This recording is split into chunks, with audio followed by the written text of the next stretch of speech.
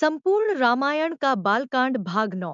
राम और सीता विवाह के बाद अयोध्या में आगमन। राजा दशरथ ने राजकुमारों, उनकी पत्नियों, ऋषिमहर्षियों, मंत्रियों एवं परिजनों के साथ अयोध्या के लिए प्रस्थान किया। प्रस्थान करते ही सभी और भयंकर शब्द करने वाले पक्षियों आवाजें सुनाई देने लगी। पृथ्वी पर विचरण करने वाले वन्य पशु उनकी बाईं ओर दौड़ने लगे। इस पर दशरथ ने वशिष्ठ जी से कहा, गुरुदेव, यह कैसी माया है? जहां पक्षियों का भयंकर स्वर अपशकुन का सूचक है, वहीं मृगों का बाएं होकर जाना शुभ शकुन की सूचना देता है। दोनों प्रकार के शकुन एक साथ क्यों हो रहे हैं? महाराज दशरथ के इस प्रश्न के उत्तर में वशिष्ठ जी बोले, पक्षियों के भयंकर ध्वनि से ज्ञात होता है कि कोई भय उत्पन्न करने वाली घटना घटने वाली है, और मृग आदि पशुओं के इस प्रकार जाने से पता चलता है कि वह भयानक घटना सरलता से शांत हो जाएगी। इसलिए आप किसी प्रकार की चिंता न करें। यह वार्तालाप अभी चल ही रहा था कि बड़े जोरों की आंधी आई, परिणामस्वरूप वृक्ष पृथ्वी पर गिरने लगे। तभी राजा दशरथ को भृगुकुल के ऋषि परशुराम दृष्टिगत हुए। उनकी वेशभूषा बड़ी भयंकर थी। बड़ी बड़ी जटाएं उनके तेजस्वी मुख पर बिखरी हुई थीं, नेत्रों में क्रोध की लालिमा थी। कंधे पर कठोर फरसा और हाथों में धनुष बाण थे। ऋषियों ने आगे बढ़कर उनका स्वागत किया और इस स्वागत को स्वीकार करने के उपरांत वे श्री रामचंद्र से बोले, दशरथ नंदन राम, हमें ज्ञात हुआ है कि तुम बड़े पराक्रमी हो और तुमने शिव जी के धनुष को भंग कर दिया है, और इस प्रकार तुमने अपूर्व ख्याति प्राप्त की है। मैं तुम्हारे लिए एक और अच्छा धनुष लाया हूँ। यह धनुष साधारण नहीं है, बल्कि जमदग्नि कुमार परशुराम का है। इस पर बाण चढ़ाकर तुम अपने शौर्य का परिचय दो। तुम्हारे बल और शौर्य को देखने के पश्चात मैं तुमसे द्वंद्व युद्ध करूंगा। परशुराम की बात सुनकर राजा दशरथ विनीत स्वर में बोले, भगवन, आप वेदविद स्वाध्यायी ब्राह्मण हैं। क्षत्रियों का विनाश करके आप बहुत पहले ही अपने क्रोध को शांत कर चुके हैं। आपने इंद्र के समक्ष प्रतिज्ञा करके अस्त्र शस्त्र का परित्याग भी कर दिया है। इसलिए हे ऋषिराज, आप इन बालकों को अभय दान दीजिए। यदि आपके हाथों राम मारा गया तो हम में से कोई भी उसके वियोग में जीवित नहीं रह सकेगा। परशुराम जी ने दशरथ की बात पर कुछ भी ध्यान नहीं दिया। वे राम से बोले, राम, संसार में केवल दो ही धनुष सर्वश्रेष्ठ माने जाते हैं। सारा संसार उनका सम्मान करता है। विश्वकर्मा ने उन दोनों को स्वयं अपने हाथों से बनाया था। उनमें से एक भगवान शिव के पास था और उसी से भगवान शिव ने त्रिपुरासुर का वध किया था। तुमने उसी धनुष को तोड़ डाला है। दूसरा दिव्य धनुष मेरे हाथ में है। यह भगवान विष्णु का धनुष है। यह भी पिनाक की भांति ही शक्तिशाली है। एक बार शिव और विष्णु में भयंकर युद्ध हुआ। विष्णु को देवताओं ने श्रेष्ठ मानकर शांत किया। शांत होने पर विष्णु ने भृगुवंशी ऋचिक मुनि को धरोहर के रूप में वह धनुष दे दिया। अपने पूर्व पुरुषों से यह धनुष मुझे प्राप्त हुआ है। अब तुम एक क्षत्रिय के नाते इस धनुष को लेकर इस पर बाण चढ़ाओ और सफल होने पर मेरे साथ द्वंद्व युद्ध करो। इस प्रकार से परशुराम के द्वारा बार बार ललकारे जाने पर रामचंद्र बोले, हे भार्गव, मैं ब्राह्मण समझकर आपका सम्मान कर रहा हूँ और आपके समक्ष कुछ विशेष बोल नहीं रहा हूँ, किंतु आप मेरी इस विनयशीलता को पराक्रमहीनता एवं कायरता समझ रहे हैं और मेरा तिरस्कार कर रहे हैं। लाइए, धनुष बाण मुझे दीजिए।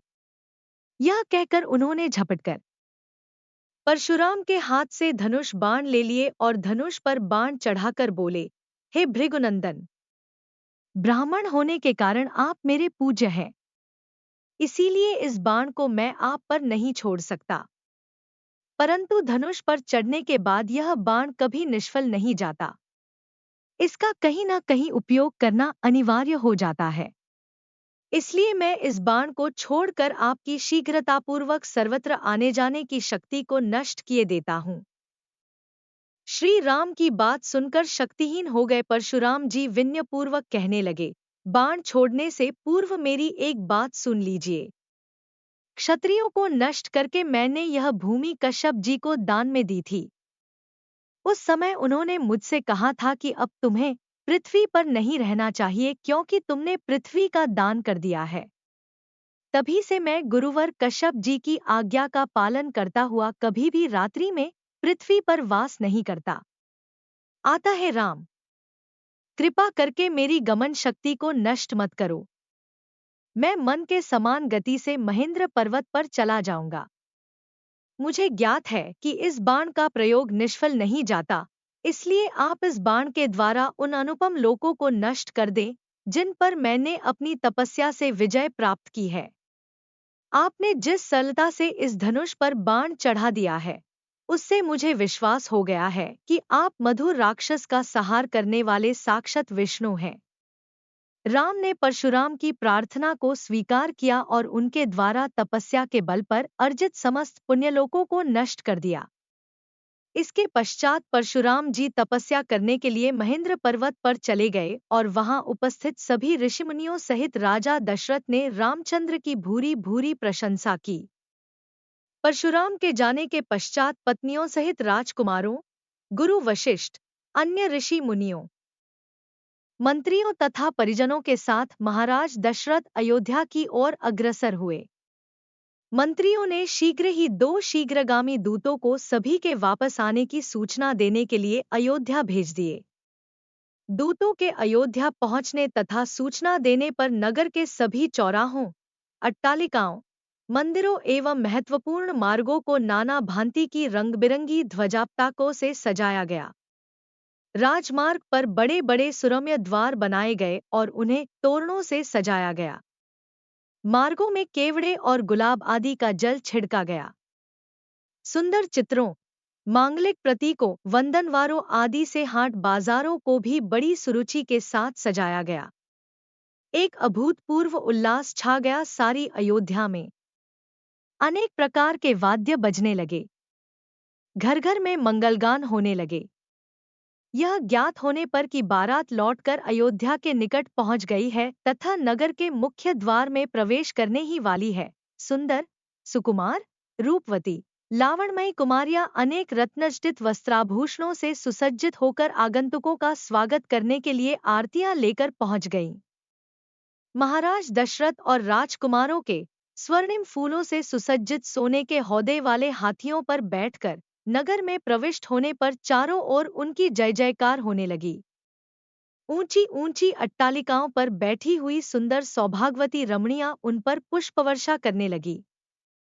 अयोध्या की नववधुओं सीता, उर्मिला, मांडवी और श्रुतकीर्ति को देखने के लिए अट्टालिकाओं की खिड़कियां और छज्जे दर्शनोत्सुक युवतियों, कुमारियों से ही नहीं वरन प्रौढ़ाओं एवं वृद्धाओं से भी खचाखच भर गए।